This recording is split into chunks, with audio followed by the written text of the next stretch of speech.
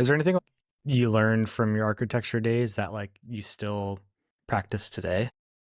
Oh my God, every single day. Yeah. Yeah. I mean, I think just one of the cool things about architecture is that you're basically creating a treasure map, or you're creating a set of directions for somebody to create something based upon at the kind of most basic level.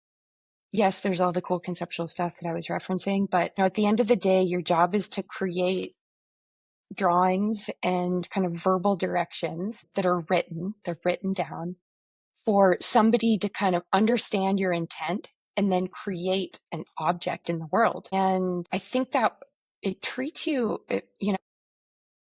I guess it teaches you clarity, and it teaches you that, even if you're a creative person, you need to learn how to write as well to explain what you're doing to people that may not necessarily uptake information the same way you do.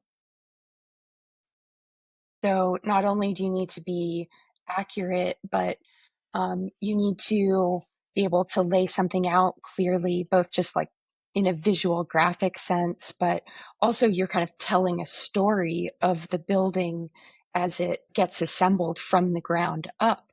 So you need to, you have all of this kind of communication in mind, and you're trying to make it so that it's as clear as possible what you're asking someone to do. And, I think when I work today in kind of brand creative and marketing creative, luckily I get to be along for the ride in most cases, and I get to ongoingly creatively communicate what I'm looking for in a project.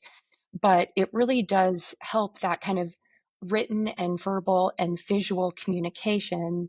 Those things come together to, express what type of emotion I'm going for, either on a photo shoot or in selecting an athlete, or, some sort of athletic talent that's going to be on the photo shoot, and trying to kind of imbue importance and kind of the correct kind of creative ingredients on any single project. So to me, it's really like it's like an exquisite training in creative communication. And I use it every single day. Yeah, it almost seems like it set you up to be the perfect creative director Oh because my it just God. like I mean it teaches you like the processes and stuff that like if you come up through like the art design background, I don't really think you learn those systems that you do through architecture. So that's pretty cool. Because I didn't come up that way, I don't know. I'm sure that there are some people just with the propensity to be able to explain why they have done something, conceptually. Um, and actually. But I think you are right that in architecture, like, the schooling for that, you basically work on a project for an entire semester. And at the end of the semester and along the way throughout, you put up your work and you explain why one form is bigger than another, or you explain why you chose to put the thing on the site where you did. You're constantly having to kind of enunciate and explain your creative decisions. And what that means is like, you don't want your answer to be like, oh, I just put that there because, well, I don't know, because it looked cool. You want to have a really good reason for it.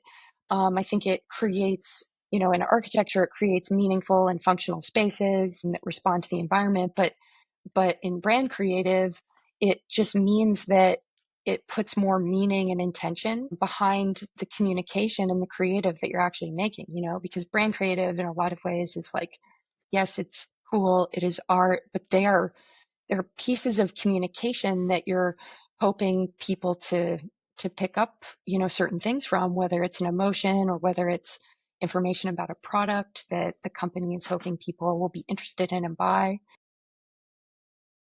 Like creative decisions to me, like they're not flippant. They're like super intentional because they're like communication decisions.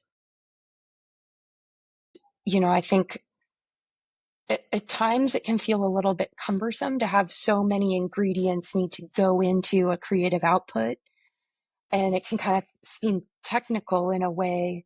But if you toggle back and forth between like having the right ingredients and creating within kind of a structured pasture, it really lets for more freedom because there's like less questions of like, is this more right or is this more wrong? It gives you kind of, the freedom of that fenced in pasture to kind of graze around in creatively and like feel as though the communication tool you're making is still going to be right and on point.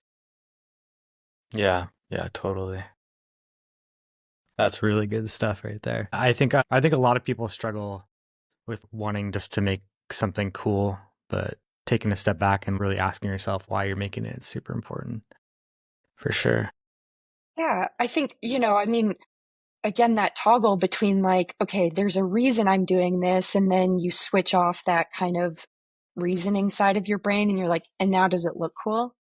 Because like you can't really sacrifice one for the other, like you need both. And so, again, that's probably part of the architecture brain too, is you're like, there is a more right reason to do something than another creatively at times. And then there's like, again, sometimes you can be like, I don't know, there's not a reason. It just looks cool. And it's okay that there's not a reason this time because of X, Y, and Z, you know? Yeah, So, yeah.